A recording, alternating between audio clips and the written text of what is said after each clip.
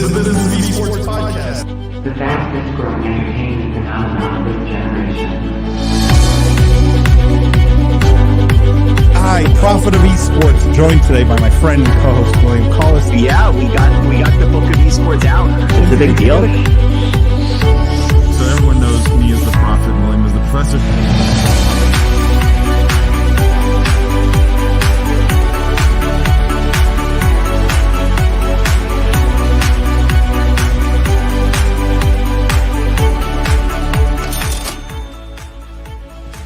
As the Prophet of Esports, I rely on trustworthy and meaningful data every day. Data from our research partner, YouGov, offers the most complete view of esports fans and gamers in the world, providing context to who they are, what they think, the brands they buy, and things they do. YouGov's connected insights and research services inform strategy at every level. If you're a team, a brand, agency, or rights holder, you should be talking with YouGov. Their partners measure and maximize ROI and are telling compelling stories with data.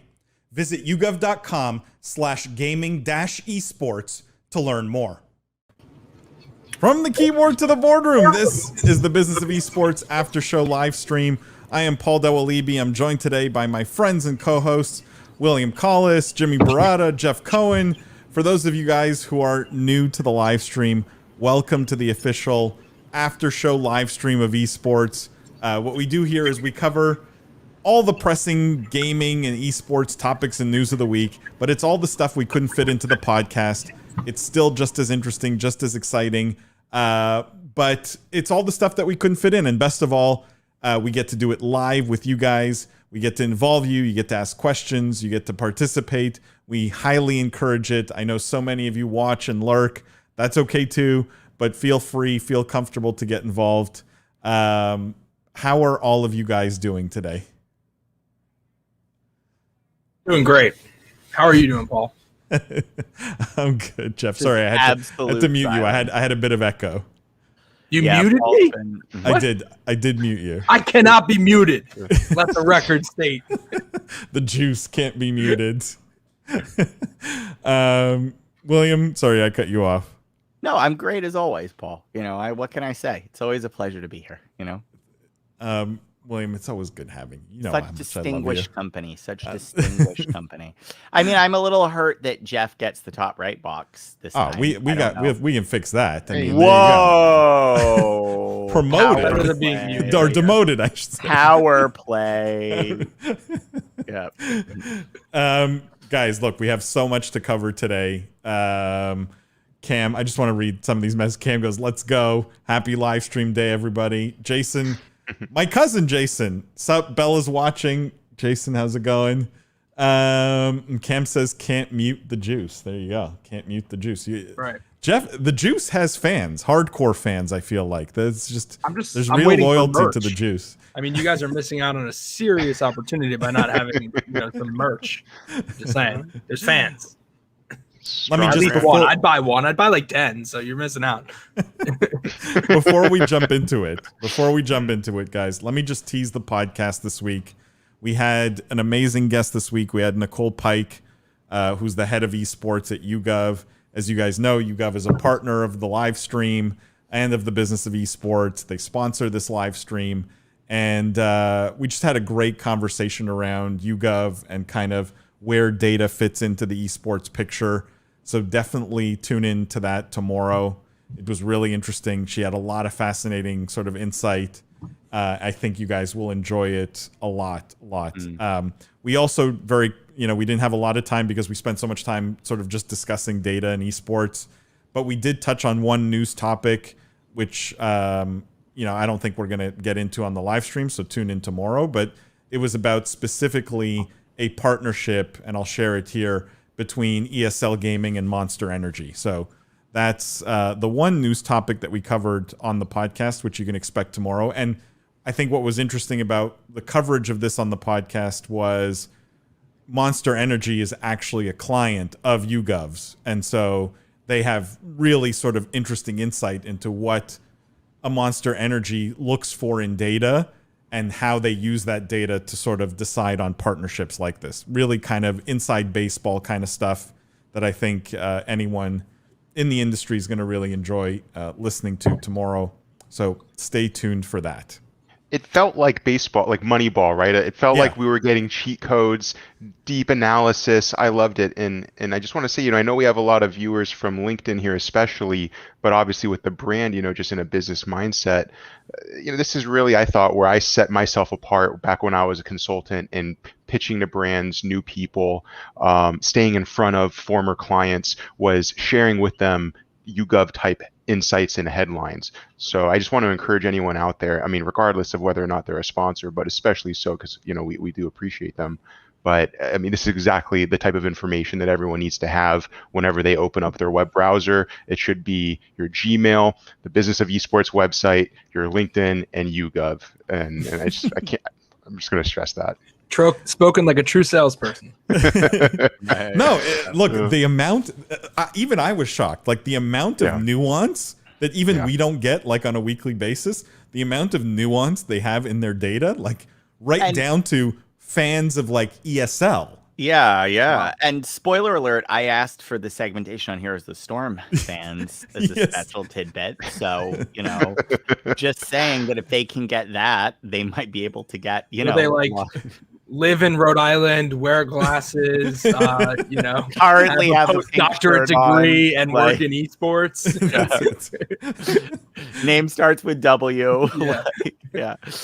I don't want to comment, but obviously that would be an accurate description. So we have a lot.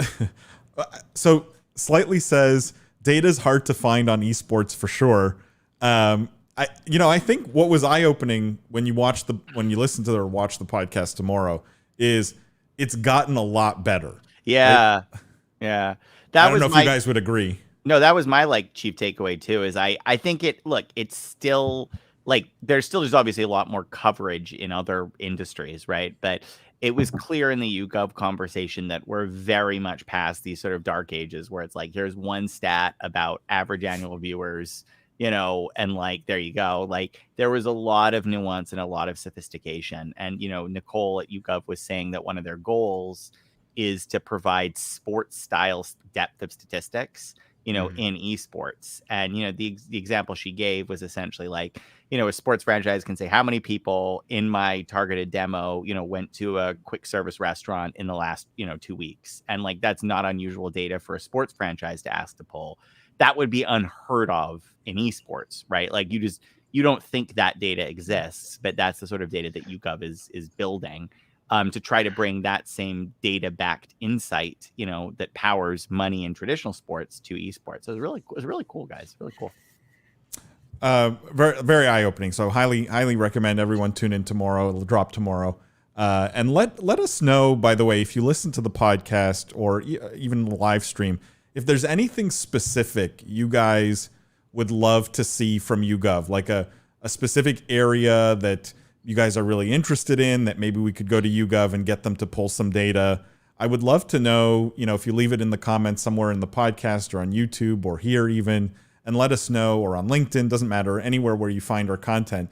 If you leave comments in terms of data you'd love to see from YouGov, I think, it'd be fun to sort of highlight stuff kind of that you guys are interested in and not just the stuff that we pick every week. Yeah, exactly. And I think I'd push you guys, to people who are interested, ask, fun questions too. They don't have to be how many dollars in, they can be sort of sillier. I don't say silly, but they can be, more personal interests, more, because the data does seem to go very deep. And I think it's surprising what's fun to discuss. A lot of times they were talking about whether a number is 7 billion or 6 billion. That might be very impactful for brands. Not so interesting for listeners because the answer is it's a lot of money, right? So questions that are maybe a little different or out of the box, what do fans of, this team versus this team? Or, hey, what are 3 things that esports fans are more likely to do than, I don't know, professional athletes. I mean, I'm making this up, but things like that might have surprisingly illuminating answers that might make a better dialogue and be more memorable for you. So, ask away. Can I just segue here, guys, to maybe the least surprising gaming news of all time, which we're going to kick off sort of this live stream with. And this one's a bit of a doozy, but I don't think it is going to surprise anyone. And that is GTA 6 could release in 2024 or 2025. This is the rumor now. 11 or 12 year gap between GTA 5 and GTA 6.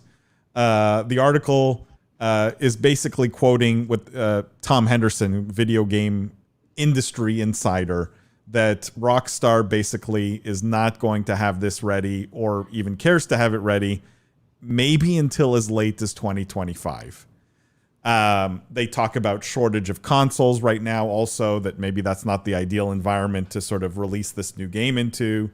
But what do you guys feel about, we've hit on this subject before on the podcast and on the live stream, I think. Will we look back? Let me frame the question this way. Will we look back at history? Will we be talking 5 years from now going, Take-Two and Rockstar really messed this up, right? That they should have had GTA 6 much earlier at the, while GTA 5 is still even sort of interesting, and they should have taken advantage. Does anyone think that, or you're okay with the wait?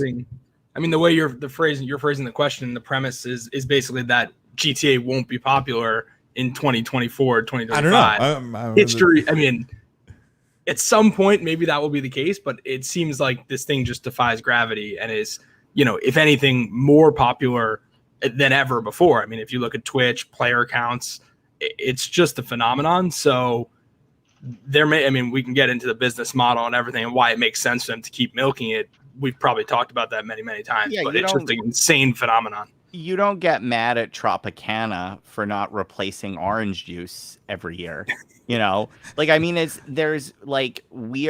used to change in the industry, but if the core product is working, because the reality is, who is going to play GTA 6?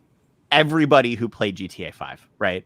So it is a replacement product. Let's be honest, right? Like, I find it very doubtful at this stage. Like, yeah, there'll be some new players that come in, but your overlap for GTA 6 versus GTA 5 has got to be massive. So it is a replacement product. If the GTA 5 game is incredibly popular, which it is, why would you feel the need to replace it? And more to the point, I'd also, flip it the other way and say, look, like, GTA 5 at this point has just been such a success. Imagine how difficult it is to sequel, right? Isn't this nice for the games industry that you have a developer that's given time to really invest, to build, to plan, to put all this effort into making the sequel truly exceptional? And it's a rare moment where a financial success of a title has actually created an opportunity for prolonged creativity rather than just immediate pressure to like churn out the next version because we need it. I think this almost is an encouraging alternative model for how mega successful blockbuster games can be treated, right? William, I'm kind of surprised you're saying this, because you were the guy that made, I thought, the most eloquent case for Cyberpunk taking too long, right? The technology changes, right? Like, you were the guy I felt that made a great argument that it took way too long and this was part of the problem. Oh, yeah, I definitely Are you not did. concerned here that GTA 6, if it takes this long, may become look, there certainly is a technological risk, because at some point, if you're starting, at this point, 12 years, like, what platform did you start development on? It's just realistically, but, you also have to kind of, so there's questions about how you manage development cycles meaningfully that last that long, right? Like, what do you actually have teams doing in the early stages of a 12-year development cycle? It might not be coding because the engine will be different, but is it like there's real questions. There's real risks with very long-term projects for sure, right? And don't get me wrong, I think GTA 5 has been such an unusual success that it sort of stretches the norms here. Like, for pretty much any other sequeled game, right, this is too long of a period of time. But the underlying title has sustained so well. Like it's the same situation as WoW. Why don't we have WoW 2? Because WoW 1 still does really well. In fact, WoW 1 does so well, the only thing we're willing to give you is the older version of WoW 1, right? Like that's how popular it is. It's almost like you expect GTA 5 to launch GTA 5 Vanilla Edition, like, but all joking aside, like I think there's real questions here, and this is a significant length of time. But again, I go back to the core insight, which is this is probably a replacement product. If the core item doesn't need replacing, isn't this a good business decision to let the chips ride? Like, yeah, I feel that pretty strongly. I don't disagree with you guys, but the comparison I try and draw in my mind is I look at Call of Duty or other franchises with significant following and success. Because if this were, an unheard of publisher and in their first massive success, yeah, you run into the problem where you need to have a strong follow, otherwise you might not last. But if you have this following, if you have 7-8 games under your belt and a fan base that's going to buy every single one of them, there comes a point where they're missing on an opportunity to pump out GTA 6 and then 7 in this same cycle, and whatever revenue that would bring and potential success. Again, notwithstanding GTA 5 being this massive, right? Like that's kind of the differentiator here, but that's just where I'm thinking. The other thing I'll point out here is by waiting so long, you do increase the risk profile, right? So think about Call of Duty, right? Like if 1 year's Call of Duty isn't so good, what's your maximum risk on that?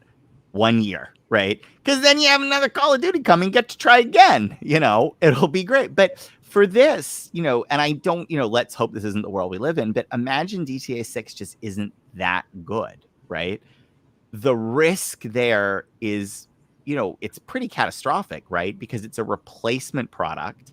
So you're not losing 1 or 2 years of sales. You're losing 12 years worth of sales. Now, granted, the publisher would probably rush to have an earlier sequel and all that stuff. But fundamentally, if you're willing to let franchises last for a longer period of time, you are potentially more profitable because you need to invest arguably in less development and less sequelization, but you're also riskier because you have less of an annualized cushion to fall back on. So it'll be really interesting. Again, I really hope for the industry, GTA 6 is a big success because it shows another way you can manage a AAA franchise. And I just think we should have more business models around like not every AAA franchise needs to have a yearly release cycle. I firmly believe that. It works for some movies like Marvel, right? But there are other great classics for, film that you enjoy that might come out, once and then never again, or maybe get sequel 10 years later. And we're fine with that, So I like that tour model is existing here. Jeff, I have a specific question for you. One second. I just want to read the comments.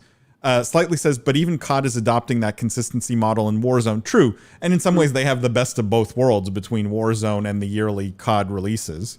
He says, I think the new model will be more profitable, strategic to make sure they don't screw it up.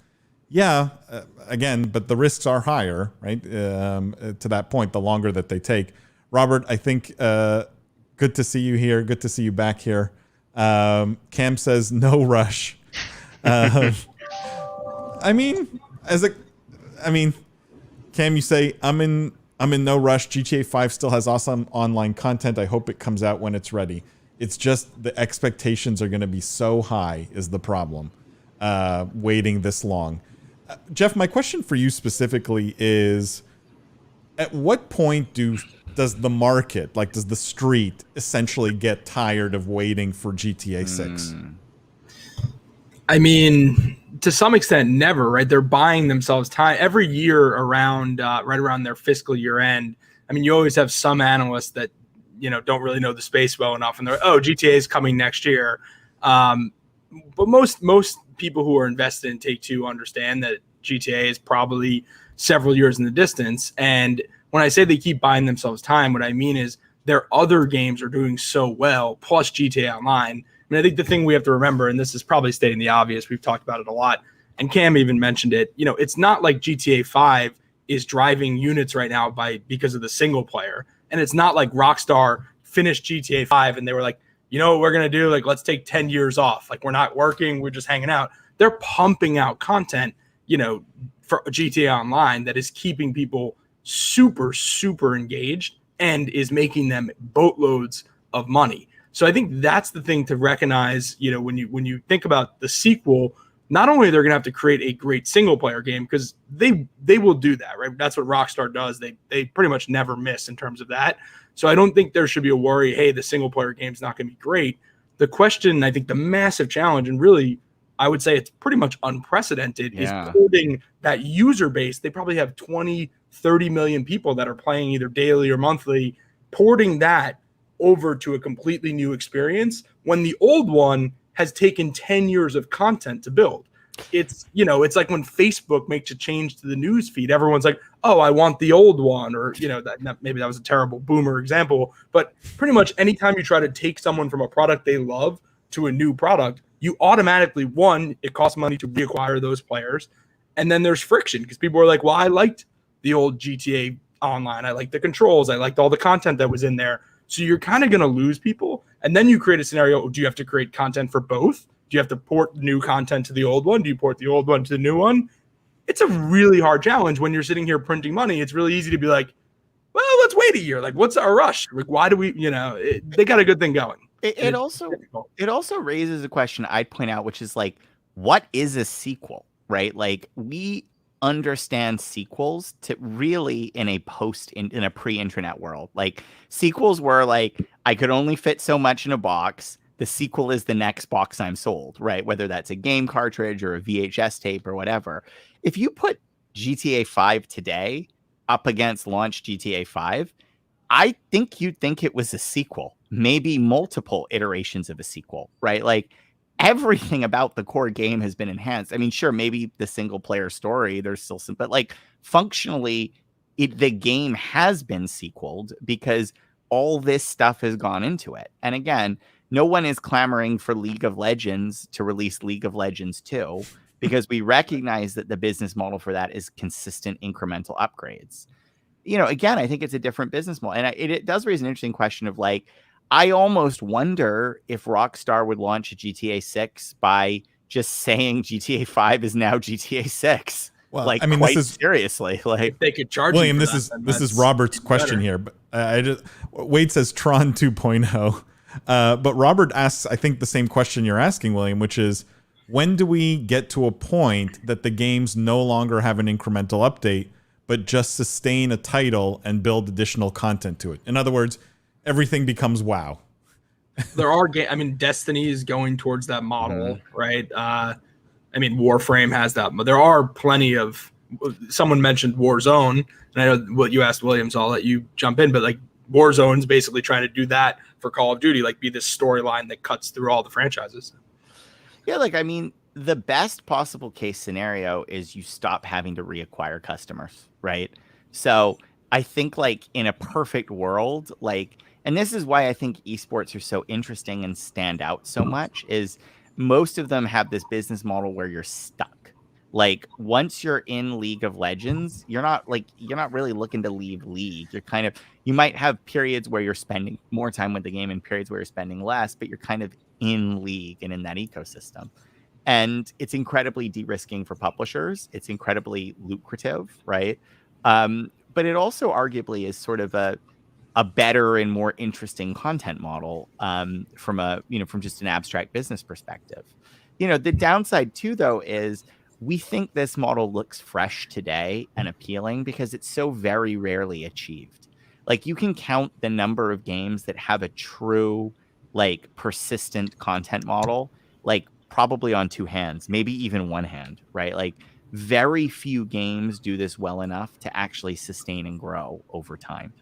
And I think as more games get to that state, I wonder if you'd like what the world looks like, because every year it would just be, okay, what's the big game? What's E3 this year? The new Warzone patch, the new GTA patch, the new League patch. Like, it's not, you do want a mixture of creativity and sparks and new properties. So not everything should get on this business model, but I do think when you have a titanic success, you should look at it very closely because it's a very appealing world to go on.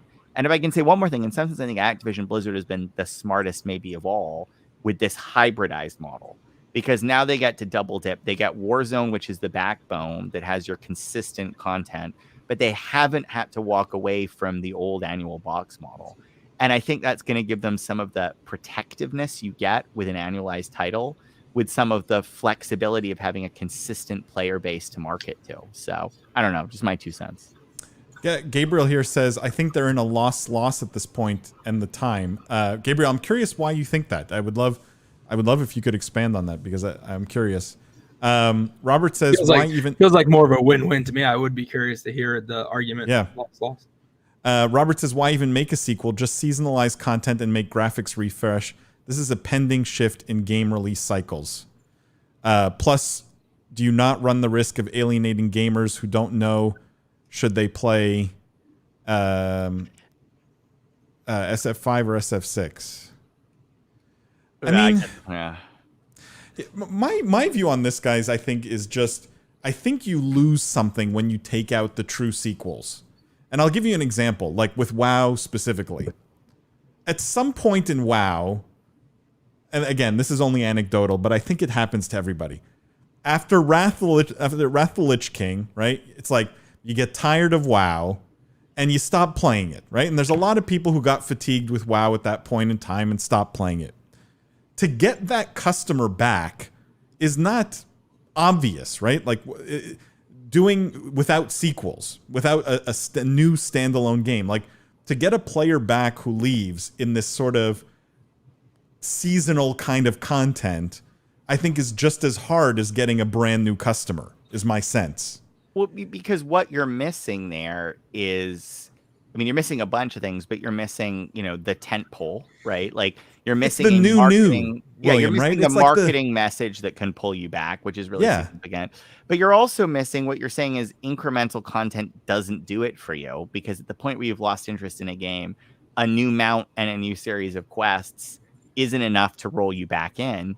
You actually need something to be a little more fundamentally different. And sequels are great because they let you make fundamental changes. And yeah, it's a tricky question. I think sort of what you're also saying there is, are there game mechanics that are so good they can last for forever, right?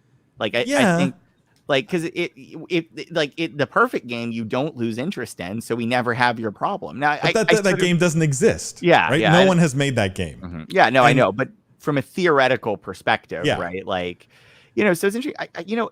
I'm interested to see at some point these mega games are going to have to sequel.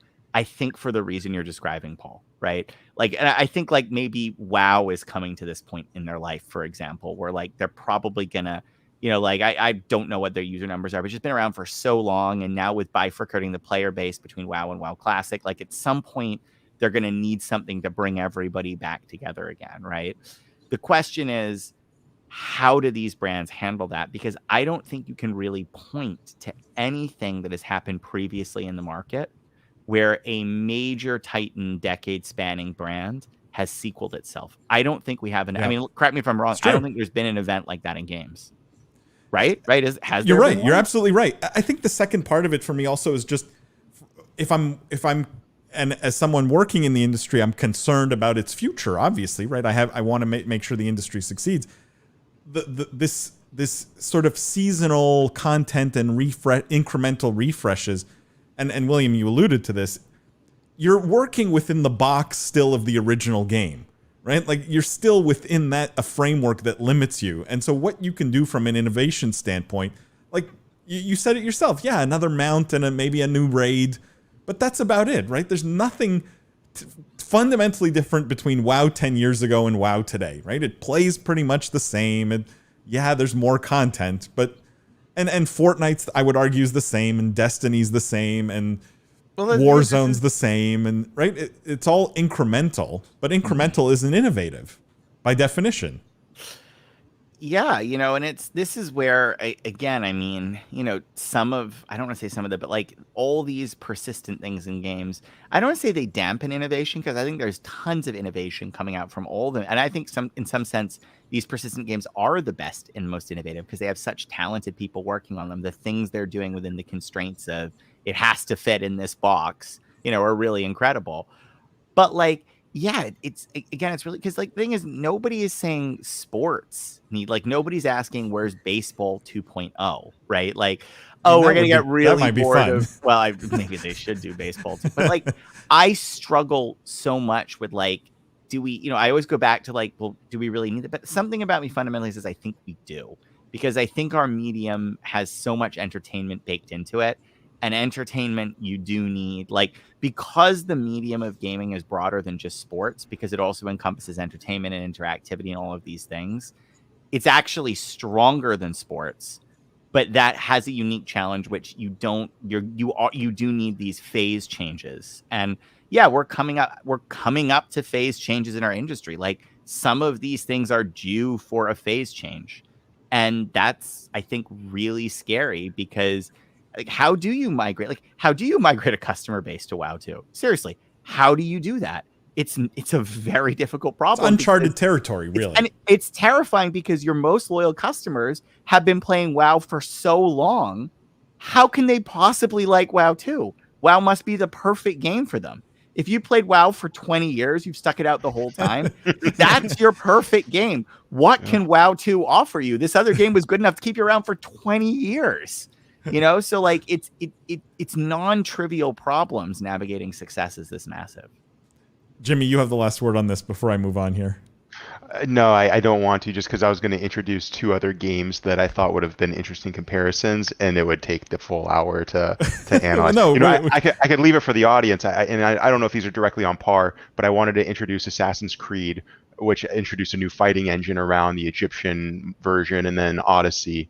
And then I also wanted to introduce Bethesda with Elder Scrolls Online, as well as Fallout 76. But we'll just leave that for your the audience's imagination.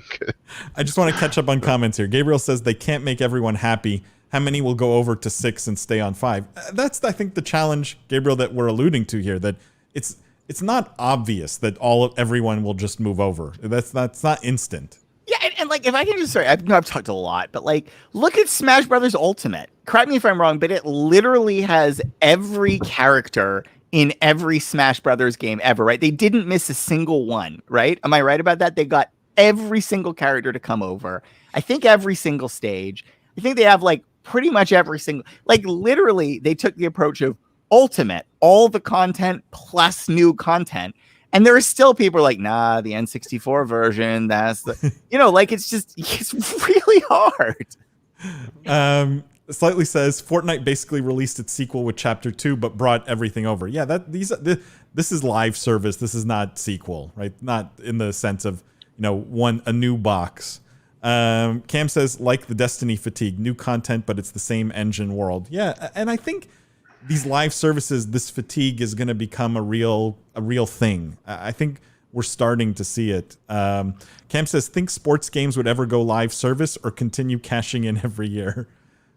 Sports games, I mean, every year. If anything, sports games make maybe more sense, no? As a live service? Well, you've answered your own question, Cam. I mean, I think with sports games, one, I think they'd be really good as subscriptions, actually, because there are, I think there was a stat EA would always give, like 70% of people basically who buy FIFA each year bought it the previous year. So it's all, that's a pretty decent subscription retention rate, if you think about it that way. Reason why they wouldn't do it as live service is because of the Ultimate Team model. All of these, they make so much money selling you these card packs and these players, and every year they want to be able to refresh your progress. It's a lot harder to make the argument of where did all my players go, if it's a live service. But when you buy a new game, people kind of understand, hey, I'm starting fresh. Otherwise, it just kind of doesn't work. And that's why, just more broadly, right? Like some of these things are useful for psychological consumer benchmarks, right? Like consumers understand certain products to behave a certain way. Mm-hmm. And yeah, this is like live services. There's an expectation of continuity. So, it's like a really thorny puzzle. I don't know, guys. Like, and I think the more you unpack it, sorry, we should start talking about this. You know what? It's just like, I could go on about this, but it's gonna be like 3 hours. I could point out tons more things for us. You could write a whole book on this. I mean, this is like maybe like no. This is like a really fundamental question, though. I agree with you. Actually, like it's like there's a lot to unpack here. Slightly says the model only works if the developers can actually support the game. # save Apex ranked. As someone who plays who used to play a lot of Apex Ranked, like even they're supporting the game, new content, like you still get fatigue, even if the game's going well and making new content. If it's not, you definitely get fatigue. But I think it's unavoidable, basically. Chris says, as GTA gets more detail in their respected cities, each new iteration will have a longer lifespan because there's so much to explore. I'm tired of playing in LA. Bring on Liberty City in the 70s. Yeah, I mean, this is one reason why it has had this, 5 has had such a long lifespan. That means the next game could go like 20 years. That's the case. Gabriel says, WoW is so much older than me. How old is WoW? Did I get it right? It's like 20 years. Like, how old is WoW? It's not a little bit less than that, right? Yeah, I think it's 2004. I don't know. Yeah, it sounds right. November 23rd, 2004. Yeah. I remember buying my boxed copy, by the way. Like, because back then, for an online service game, you still had to get a boxed copy. Like, Cam says $80 reset plus roster updates. That's exactly what it is. They another way to cash in. Guys, let's move on. Let's do a quick fun story, and then I have another serious one. But let's do the quick fun one first. And this is. You want to do serious one first? No. I'm just laughing. This is like a famous Paul Dawalibi segue. Let's do a quick fun one, and then it's serious. And then it's never quick, and it's and then 3 hours later. Yeah. No, because I wanted to. I moved this one up in the queue because Slightly specifically made a comment earlier about something he wants to see from YouGov. Percentage of viewers who wish esports merch was better. So I figure good segue to a story about esports merch, and this was a collaboration between Takashi Murakami and FaZe Clan. And William, I don't know if you know this designer. I know you're very up on sort of Japanese culture, but supposedly he's very famous for these flower motifs. He's 59 years old, and it's the whole article. The gist of this article is that he's 59 and he's now making merch for FaZe targeted at 20-year-olds. But this is the design. I guess he's famous for this aesthetic. I'm just, like I said, it's kind of a fun story. Does anyone think this is really great merch? I just want to jump in on this, not to say whether or not I like this T-shirt or whatever, but he's done some amazing things with Louis Vuitton, with Drake's OVO brand. This is a very well-known designer, and that flower emblem is recognizable, I think, in the right circles. So just I think the discussion for us might be more about all these lifestyle brands and the collabs and the activations that we see them doing with the merch plays. FaZe is very interesting because of things like this with Kappa, with Champion that they've successfully launched in the past. But I would say, similar to the Louis Vuitton League of Legends drop, that a lot of people are going to recognize. If you don't recognize FaZe, you're going to recognize that flower. I mean, Jimmy, I think what bothers me about this, and maybe you guys have a thought on this, is that to me, gaming is driving culture right now, right? That the FaZe emblem is what's cool, right? Mm-hmm. And people want to wear that. And I'm not convinced that taking other pieces of pop culture and trying to bring them into gaming is something necessarily that's going to succeed or be welcomed. I'm not sure I agree with that, because isn't the whole sneaker thing, sneakers, right, Paul? Like, you're a sneakerhead. I do. Isn't Yes. like the whole cool thing about sneakers is when you take an iconic brand like Air Jordans and then you pair it up with something else, or am I Dior. crazy? So no, you're right, William. Like, You're right. Air Jordan did that this year with Dior. They're reselling for over $20,000. It's been a very popular thing for over a decade. And as a sneakerhead, I follow this pretty closely. I have also read articles about burnout. Like, are there too many collabs going on right now? Do we always, kind of with this release sequel conversation, are there too many new collabs where you have to get that shoe's not cool anymore? It's now the collab with this other brand that's cool, so you got to buy that one and the next one. So, but Jimmy, you're making the case here, and this is, I think, where I'm struggling, that this collab will all of a sudden now, because of FaZe, Takashi Murakami will have a horde of 20-something fans. I think he already is successful in that market. What I see here is FaZe doing what they do best, which is merch. and finding another thing to keep that fresh for their audience and for their existing consumers, fans, users, whatever you want to call them. Yeah, That's what I look at when I see when this. I look at that shirt, the thing I think is that's great. That shirt looks very different from other shirts I've seen. Like, and I think in a market that you want to be a high turnover market, the fact that this feels different than other things you've seen is probably worth the most, because whether or not this particular collab is successful, I don't think it's going to make or break either Takashi Murakami or FaZe Clan, right? True. Just like any individual. The question is, but what does make or break, at least FaZe Clan and aggregate is, can they do enough of these things that are truly incremental? So it's not just consumers cherry pick and say, you know what, there's 30 collabs this year. The best is the collab they do with, I don't know, Rite Aid. I don't know, Coca-Cola. I can't wait for the FaZe Clan X Rite Aid. I mean, I'm just saying brands, Band-Aids. right? Like, yeah, like, like that's the best one. That's the one I'm going to buy, because all the others will be perceived as lesser this year. This is the good So I think the more things you do that feel different, the less chance you have of it over, your consumer base overlapping and cherry picking. What do you guys think of Slightly's question here? Esports merch needs to become more accessible for less serious gamers. I think this is the opposite. Like, is Takashi Murakami too up in the clouds, not accessible enough? I don't know a less serious gamer than a FaZe gamer, honestly. They're more about content and image and lifestyle than they are about competition, right? But I get what you're talking about in terms of, like, this is a very, like, as William said as well, a very unique brand. This is like wearing the Gucci pattern just all over your shirt and then putting a FaZe or a team logo there. So I don't know what to make of that, actually. I think Jeff, what were you going to say?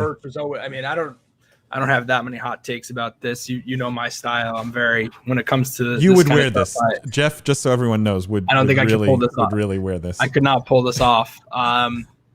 I just think in general, esports merch typically, and any merch, I would say this about, if you're talking about NFL team merch, it's usually going to be for hardcore fans or someone trying to show that you are a fan of a team.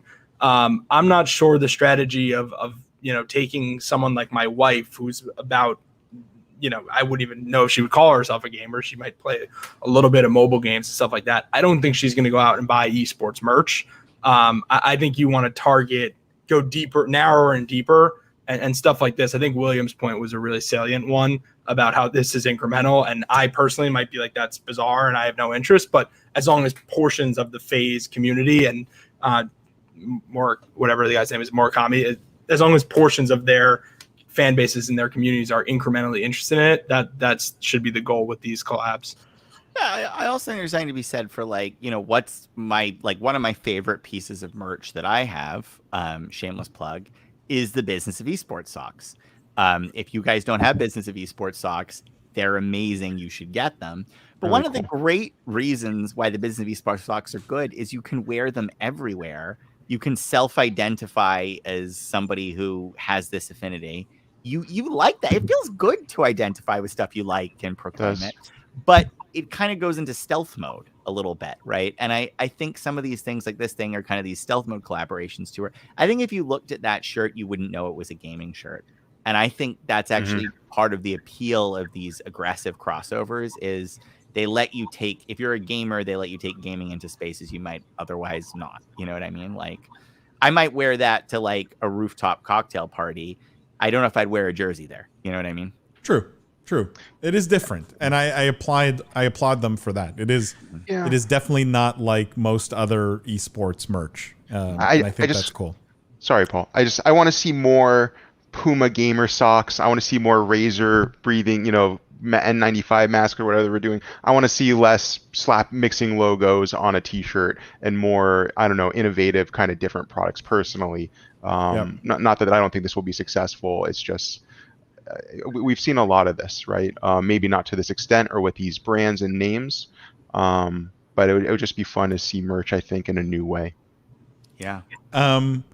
Let's talk about a company that's maybe definitely not as good as FaZe at branding, and maybe this is a good example of this. But Andbox in the news this week, and the headline here is Andbox expands into mobile esports with a Call of Duty team. So Andbox, as everyone might know, recently backed actually by Kevin Durant. They're adding a Call of Duty mobile team to their roster. They already have a Call of Duty league, like normal, not mobile, and an Overwatch League team. And basically what they're doing is they're acquiring the Trovo Mayhem. So this is a mobile Call of Duty League team. And they're rebranding them as the NYSL Mayhem. And NYSL standing for New York Subliners or Subliners, who is their PC-based Call of Duty League team. So they're getting all the players from this Trovo Mayhem squad. Anyone think, I mean, horrible naming aside, because I think it's pretty awful. Interesting, guys, to see more within the same ecosystem still, like not a doubling. They've already doubled down, right, when they went from Overwatch League to Call of Duty League, but like still within the same ecosystem, as opposed to maybe seeing Andbox go out and try and get a League of Legends franchise or something like that. I don't know. What do you guys think of this move in general? Jeff, I don't know if you have thoughts. I do. I keep going back and forth. I mean, my first thought, I'll start out. I think, we've talked about this a lot. I applaud them for getting into mobile esports, making that a focus, because I think we've had that conversation on the podcast numerous times, and we think that this is an important strategic thing for esports. Mobile it's real, it's here, it's not going anywhere. It's important. Then that was my first thought. Then my second thought was, well, why Call of Duty? I don't really see that as having a massive esports scene. Why not a mobile game that already has a massive esports scene like Garena Free Fire? Now, I don't know. Maybe they already have a Free Fire team. So if they do, then I'll take my foot out of my mouth. But, that was my second thought, is why double down on Call of Duty? Then as you were talking, I was like, okay, well, maybe that's not that crazy, right? Call of Duty Mobile has been massively successful, particularly in getting fans in different regions that aren't, North America, Western Europe, that maybe don't have access to PCs and consoles. It's brought in, I think, 500 million players. It's been a massive success. Maybe this helps them broaden their audience for their Call of Duty team, same way the mobile version helped Activision broaden their audience for the actual game. So I know I just contradicted myself, but that was my thought process in real time. So no hot take there, but that's kind of where my head was at. Is no one look? I'm no fan of Andbox and what they've done. Like, I think they've made a lot of bad moves. The naming here is terrible. It's really bad. I mean, why do you hate the naming so much? What do you mean? They took this team that they, I guess, acquired, Trovo Mayhem, right? And they renamed it the New York Subliners Mayhem. Like, no, they took the Subliners and added Mayhem. I don't think it's that bad. And it's weird because like there is a Mayhem. There's a Mayhem in the Overwatch League too, right? Like it's weird. I don't know. Again, somewhat tone deaf in terms of their seeming lack of knowledge of what's going on in the space. But I also feel like it's one of those things where are they hoping to drive eyeballs to their PC-based Call of Duty team? Is that the play here? And is this weird that this is the first move after bringing on Kevin Durant? You know what I mean? It's the first piece of news we've seen from Andbox since he came on board. I thought, if I remember, some of the messaging around him coming on board was they're really gonna shake things up and do exciting things, and this just, I don't know, this little ho hum for me at least. Jimmy, I don't know, or William. This is so weird, Paul, because you said a quick one and we all had lots to say, and then you said a serious one and we're all like, I feel like the plus I've talked about this episode. I don't know, Jimmy. I don't have strong thoughts on this one, I guess. I don't know about the how it relates to your comment about Kevin Durant coming on and why this is a flop or what was expected after that. Not calling this a flop actually, but you know what I mean. Like I don't have much to say about what should have occurred after the Kevin Durant announcement. I can agree with Jeff in that it's great that they're looking at mobile. NYSL is a lot to roll off the tongue before you get to the Mayhem part, so I understand. I think that's where you're criticizing them, and sure. I want to see what they do with it. I like they're in COD. Oh, sorry, we'll go for I it. was gonna say, the real question is what happens when they get a title sponsor and they're the NYSL Mayhem FTX. Yes. You're gonna need 2 jerseys just to get it all on there. Poor planning. It's poor planning. But at least you know the URL and all the social tags are not taken for That's that. So secret benefit. You can definitely add that. Yeah. Like William said though, interesting topic. Not a lot to say. Like COD, like mobile. I like KD, so we'll see what else comes out of this camp. I can tell you this though, I found it very interesting that I just texted that article to a handful of people that I thought would be interested, more so because they're from that traditional sports world, and it's great to see an esports move like this with Kevin Durant and the Mets behind it. So I don't know. I don't know if it's a very expensive press release for now, but we'll see what it turns into. Mike says, late but made it. Hope everyone's having a good night so far and excited for the rest of the discussion. Mike, thank you so much for coming and welcome. Okay, let's move on. You guys didn't like that one. Let me try something different here. Let's try Epic. Epic in the news this week. Epic Games releases free anti-cheat and voice chat services for developers. All of this is going to be part of what they're calling Epic Online Services. It's available to use, by the way, with any game engine, so not just Unreal. I just want to be specific about that. And all of this technology, they're already using it in Fortnite. So they say it's battle tested, can handle millions of players. When I first saw this story, guys, my thinking immediately was, are game engines going the way of like operating systems and browsers maybe 10 years ago, right? Where there was a concern that Microsoft bundling their browser with Windows was going to corner the market for Windows and browsers. And I was sort of really upset at the headline when I read this, because I thought this is sort of a monopoly kind of situation where everyone's going to get stuck having to use Unreal because Epic has now all these great free tools with Unreal. And then I read the piece about it's available for any game engine. Yeah. And I'm curious if you guys think, A, in general, are you excited about this? But B, do you think that was a smart move, or should they have made this specific to Unreal? Why not corner more of the market here?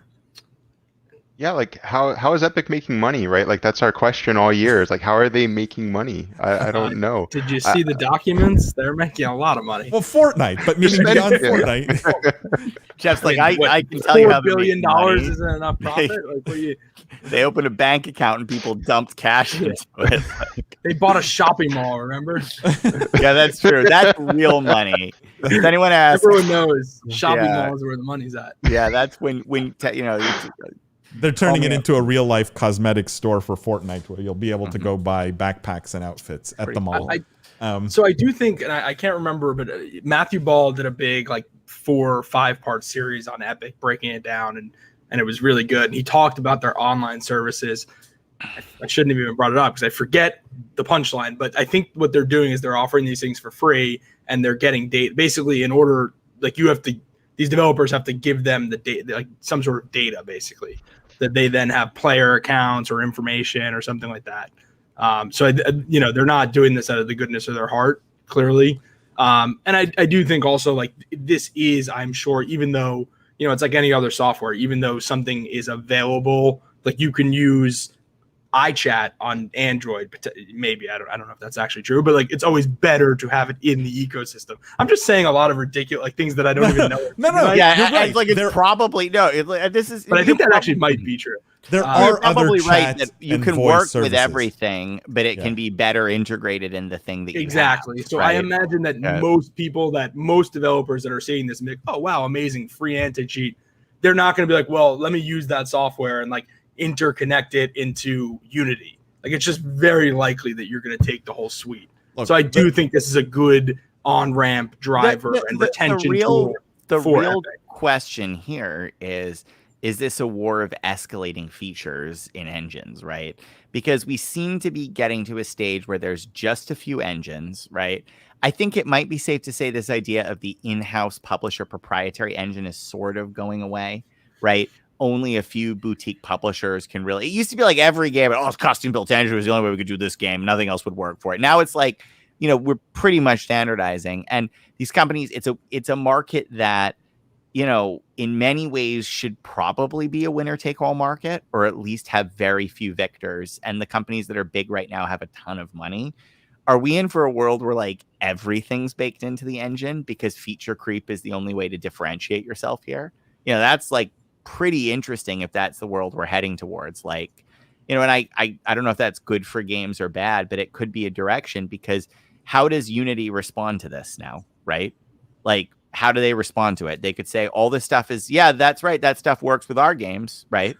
Or they could say, actually, we also have everyone can use it, integrate it. Like, and that's probably how they have to respond, right? Because to Jeff's point, otherwise it's better on the iPhone, They're probably going to go acquire some, if they don't have it already, some sort of anti-cheat software. So it's a good time to own one of those companies, I'm sure. Yeah, I mean, in the press release itself, Epic says the goal here is to encourage wider adoption of all of Epic's offerings. And they're giving this away for free. But like, again, you run into like already there's really only 2 game engines that matter, right? Already it's not a highly fragmented market with tons of options for developers and tons of competition. You want to make a new game, basically you have 2 choices for an engine. And then beyond that, if you want all these other tools and save yourself a lot of hassle, now, assuming they lock these things up or they're much easier to integrate within their own, your path's kind of set, right? Like you're not going to go spend 200 or 100,000 extra man hours building your own voice chat, right? Just because you want to develop on Unity or. So I agree. But my question is, you seem to be saying that as if this is a negative. Like, who gets hurt here? Well, what about Discord? Can we talk about Discord? Is Discord scared by this? Because now you have like, what's a company that's bigger than Discord, right? Like Epic Games, and right, I would argue the Unreal Engine is bigger than Discord and more prevalent in the gaming space.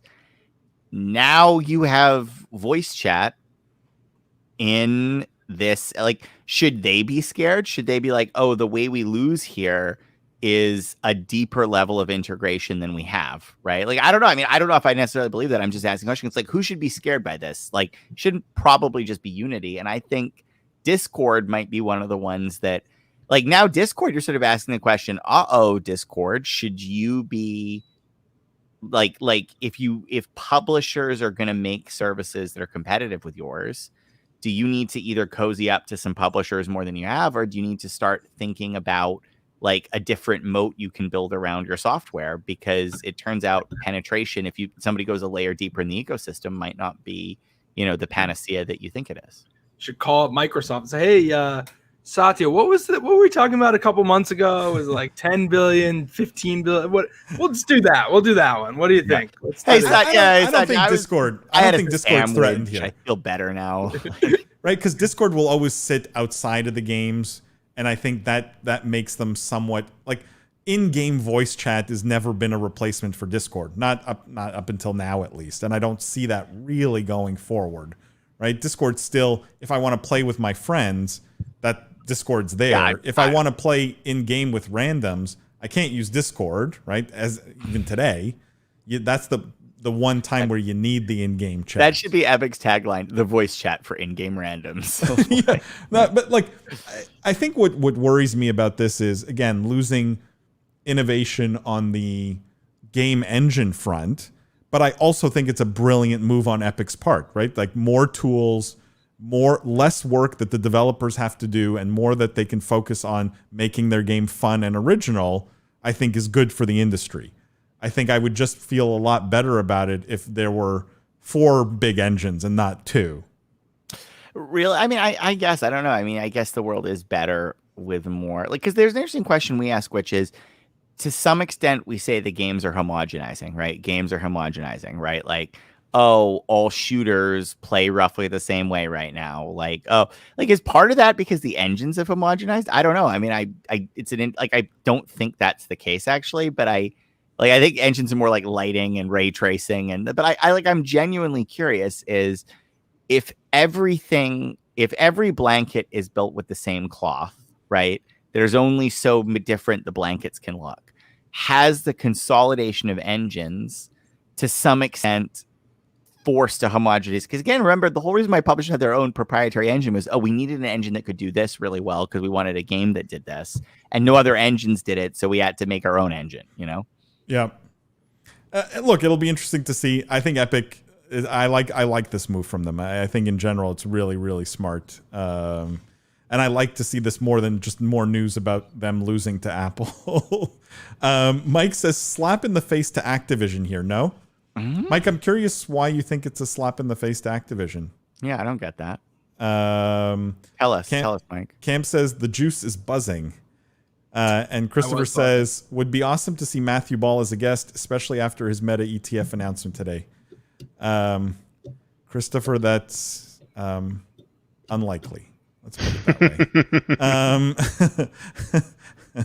Without, can't say much more than that. That's unlikely. Don't put money there.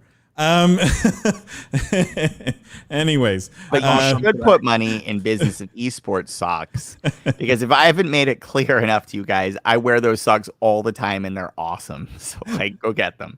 All right, moving on. I just want to say before we get to our next topic here, quick word, guys. Business of Esports, as you know, is supported by YouGov. They're a leading international research firm. They supply the best data on gamers, games, and esports fans around the world. Go show them some love. Go check out yougov.com/gaming-esports, where they have a ton of free gaming and esports reports. As I mentioned earlier, on the podcast tomorrow is their head of esports, Nicole Pike at YouGov, and tons of interesting data that came out of that discussion. So we're not going to rehash it all on the live stream here, but definitely go check them out if you're at all operating in or around the gaming industry. It's incredibly important that you have this kind of information when you're making decisions. I will say, as a nice little sort of tidbit that we got from YouGov today, and William, you may want to pay specific attention to this. Oh, I'm 100% ready for this. As part of this sort of little YouGov, it's a mini YouGov segment. It's not like a full one like last week. We did actually get some data on Heroes of the Storm fans. Okay. That was fast. And just to be clear, guys, if you want to know just how incredible YouGov is, like, we had Nicole taping the podcast not even like an hour and a half ago, and we asked her about Heroes of the Storm if she could like find some interesting stat to talk about on the live stream, and they've already come back to us. Okay, she's already come back to us. So why do we not start the podcast like the live stream? Like, this was a huge mistake. This is what in journalism they called burying the lead, Paul. No, you're gonna love this. You're gonna love this, William. Okay, this is just for you. Oh okay? my god. We're like, literally, I'm gonna love this. Heroes of the Storm. You may love it. Your wife may be less. Look at Jeff. Jeff is tuned out now. Jeff is like, yep, don't need to listen to this. Information won't be useful. Heroes of the Storm fans, okay? Mm-hmm. When compared, let me just say, as a standalone, Heroes of the Storm fans. Yeah. 64% of Heroes of the Storm fans consider themselves to be hopeless romantics. Which, by the way, is 34% higher than the general population.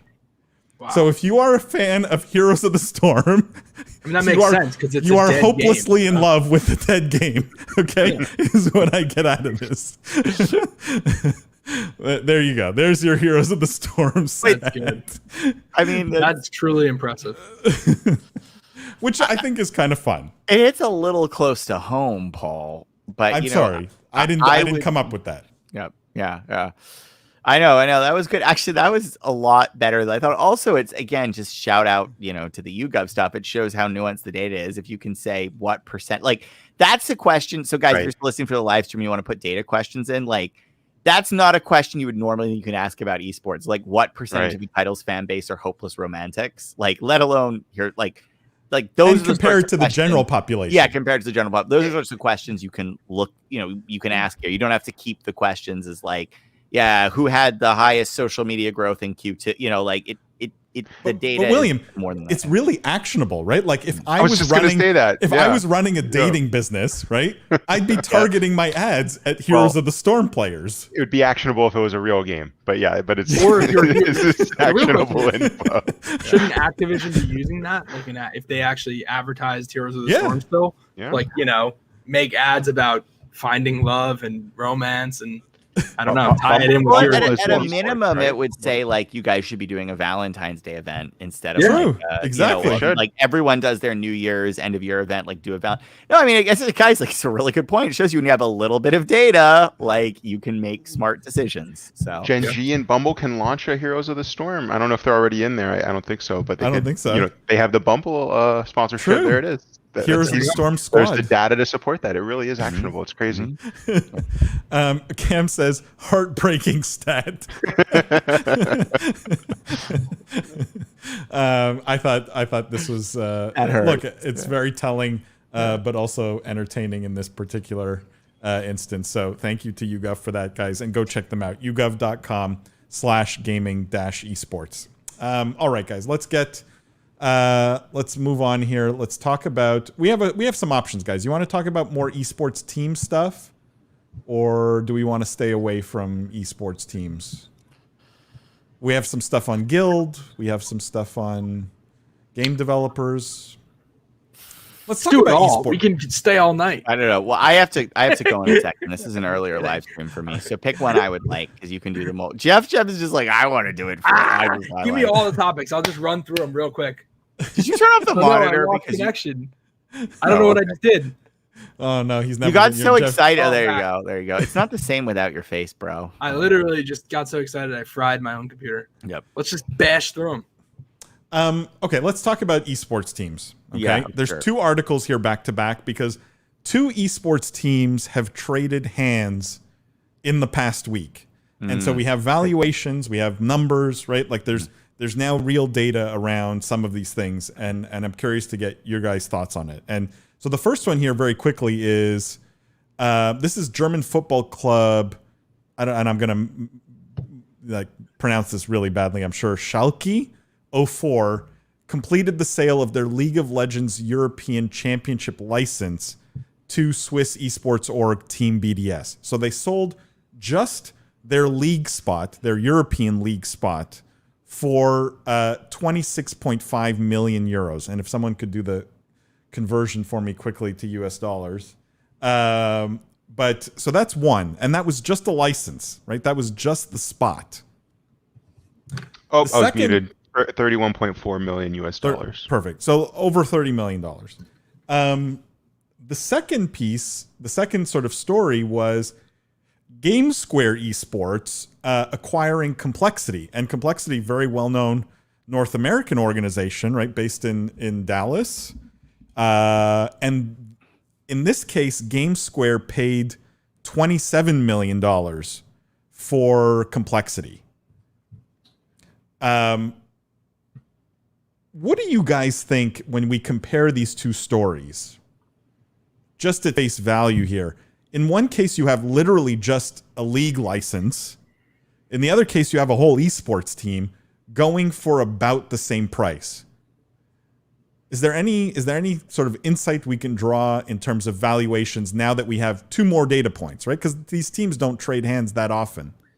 I mean, it clearly the obvious, I'll start by belaboring the obvious. I mean, it shows the power of League of Legends and the power of franchise league system, right? The fact that the franchise league, I don't even think they bought the team, right? They bought these slots. Just now, the I'm slot. sure they'll probably end up hiring a lot of the same players and whatnot. I think they even mentioned in the article, but what they bought was the slot, and that cost more money than one of the better known esports teams out there. Backed by Jerry Jones and has been around for a long time. I think they have eight different teams, none in franchise leagues. So yeah, it's pretty shocking just to juxtapose those. I will say that the GameStore acquisition I think was a good one, and also impressive that they got the Jones family and the Goff family to buy in to, it's not like, I think this is a very important distinction. It's not like Jerry Jones is saying, okay, I'm done with esports. I think it's actually an incredibly important distinction. They not only sold the team, but they also invested another $8 million. So it seems like they're leaning into esports, maybe even more so. So that I think was exciting for me to see. And the valuation on that wasn't that crazy. I mean, they put some revenue numbers in the press release. It was, I think, 8 times trailing revenue, 5-ish times if you annualize kind of their Q1 revenue. So neither of those is that crazy given, I think we've seen private multiples and some of these Forbes list data stuff be a lot higher. So I think this is a good acquisition for GameSquare, and it'll be pretty exciting because it's one of the first, I mean, we have Astralis, but one of the first esports teams to go public. Will now get a little more transparency, some data around revenue and how they're doing. And, I think my prediction is if the market responds well to this, we're going to see a number of esports orgs in the next, call it 6 months, try to go public. Can I add one more stat here, guys? One more number that I didn't mention at the beginning here, which is Schalke 04, right? That league slot, that LEC slot, they originally paid 8 million euros for it in 2019. That's only 2 years ago. Wow. Yeah. I was just looking for data to support. I was like, I saw both. When I saw the complexity story first, and when I saw that story, I was like, this seems kind of like a bargain, right? Like it was like 30 million. Like we get these team numbers, valuations thrown around in the hundreds of millions. Complexity is a well-known brand. 30 million was like seemed low to me, and then I see the Schalke deal, and I'm like, wait a second, like this entire team, and I pulled it up. They have Counter-Strike, FIFA, Valorant, Fortnite, Apex, Madden, Magic, Hearthstone, and a stream team. All of this for the same price, essentially, as a league slot. Which one is the undervalued asset here, and which one is the overvalued asset? Or do we think this is perfectly fair? I thought Complexity would have gone for higher when I first read about it, but I mean, Jeff made, I thought, really compelling points about the evaluation based off of Q1 revenue. So I'm just blown away that the league slot was only 8 million 2 years ago. Honestly, I still can't get over that fact. It's like, I'm what? I'm speechless. Should have bought a league slot. Yes. I had no idea too. the league slots were that cheap. In my head, I had them at like 40 million. And I was like, I didn't have the context to appreciate this article. I didn't realize that that's the power of league, that these slots are appreciated that much. It also suggests an interesting strategy on Riot's part, which is to probably undervalue the franchises in the sale process, right? Yeah. Like, what does that say, about how they approach the ecosystem and sustainability? It's actually very interesting. Like, I'm sorry to interrupt, William, but like, does that change our perspective and our opinion on franchising spots in general, right? Because Activision Blizzard got a lot of flack for that, for following Riot and doing that with Overwatch and Call of Duty. Activision Blizzard was first. Overwatch League was first. Oh, excuse me. Yeah. I didn't write the book on esports, so I appreciate the fact check. Definitely first. Well, I would say it was first. I mean, they were very, very close timing, but I think AB deserves the credit for going first. But still, does it change our perspective? Again, I guess, William, you wrote the book, so you would have a better understanding of this. But at least the way I understand it is that the way League did it was they created a league, there was interest, and it kind of organically was popped. And then it was like, oh, okay, let's franchise these leagues now. Whereas Activision's mistake, or what they did, was before they really built the league, they franchised it. And I think maybe that was you could argue top down versus bottom. Yeah, I mean, there were different approaches to the formation, right? I mean, it is, I don't know. This one to me is very interesting. You know what? Unpack here. If I'm giving Riot all the benefit of the doubt here, right? And I think they are this smart. I would guess they purposely left money on the table when they sold these franchise slots. And that's fundamentally the difference between them and the way Activision Blizzard did their franchises, where Activision Blizzard figured out what is the maximum we can extract from owners before we get just all no's, right? Can we find 10 people sort of who don't know enough about this to pay just a crazy, ridiculous price? And what is that crazy, ridiculous price? And I think Riot's approach, again, if I'm giving them all the credit, it's They knew they were leaving money on the table. They probably knew they could sell the franchise spots for more. I think fundamentally what they wanted was this kind of headline, and for owners to make money, right? For owners to do well. And it creates sort of now a perception, which we've all now, which it's all worked. We're all going, wow, these slots are valuable, right? But all that's happened is it's gone from 8 to what Activision Blizzard charged for an Overwatch League slot, right? Right. You're immediately giving the owners an asset that has value and unrealized gains. And you know what that makes them do probably is they're willing to invest more in the league because it's like, well, I'm already kind of sitting on what I think is probably 10, 15 million. It's not that hard for me to say, okay, I'm going to invest and lose 2-3 million a year, 4 million a year. Whereas with Activision, I mean, they went to rich guys, so I don't think any of these guys were like pinching pennies. But you put down a nut of 40 million, you might be like, well, I kind of want to start seeing some return. So I think that was incredibly smart that they did that. So I just wonder if we see this continuing in this 3x type trend over such a short term, because that's that to your point about Activision going to rich guys, they went to these people and said, hey, don't you want to own the Yankees 50 years ago? That was the selling point, that was the discussion, and this adds, I think, this supports that, right? It's got to be tempting because you got to think if the buy-in was really 10 and now you have a market point that's 30.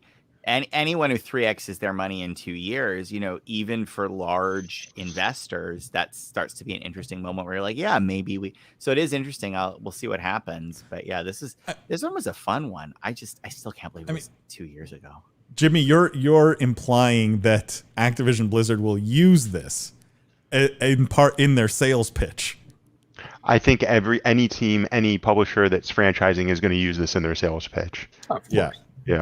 Yeah, it's just it's sort of like it's not that it's disingenuous. It's real, right? But it's like, but they're not. It's not apples to apples. That's the problem. It's putting the cart before the horse. But also, like you said, this is going to be really valuable. So you should pay for it now because look at this other one became really valuable. So you should pay the full value because it could eventually go to that. It's a little bit like So go buy an Overwatch. Go buy an Overwatch team. That's what I'm getting from this. Guys, that's all we have this week. I will say, I want to do this. I want to do this. I know no one's probably playing any games, but I'm still going to do it because I'm just. Oh, do it and then I can run. I can make it to the end of the live stream tonight. If we do this, I can make it right to the finish. What are we playing? What are we playing? Heroes of the Storm, Paul. I'm a hopeless romantic.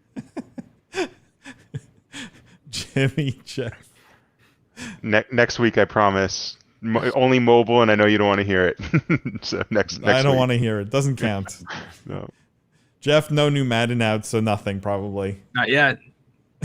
Couple, I guess, a month, 2 months, month and a half. I'm sad to say, even with all the gaming hardware I've got, I didn't even pick up a game this week. Guys, we got to fix that. Let's all play a game. I'm actually honestly just really looking for PlayStation 5. I want to play that new Ratchet and Clank game so badly. It's on my list. It's literally that's like the next one I want to do. So just a few reminders, guys, to everybody. Tune into the podcast tomorrow. Great episode with Nicole Pike from YouGov. Really good. Reminder, go leave a review for William's book, The Book of Esports, on Amazon if you haven't already. I know a lot of you bought the book, but a lot of you didn't leave a review. So go tell William, give your honest feedback, what you thought about the book, and go show him some love on Amazon. And make sure to follow us, guys. Follow the Business of Esports everywhere. YouTube, if you're watching this on YouTube or Facebook or LinkedIn or Twitter or TikTok, Instagram, we're basically everywhere. It's all Biz Esports or Business of Esports on every single platform. William, thank you as always. Jimmy, thank you. Jeff, everyone who was in the chat, all of you guys, thank you so much for coming every week. Bring your friends next week. Bring your colleagues. We really enjoy the interaction. The more of you in here, the merrier.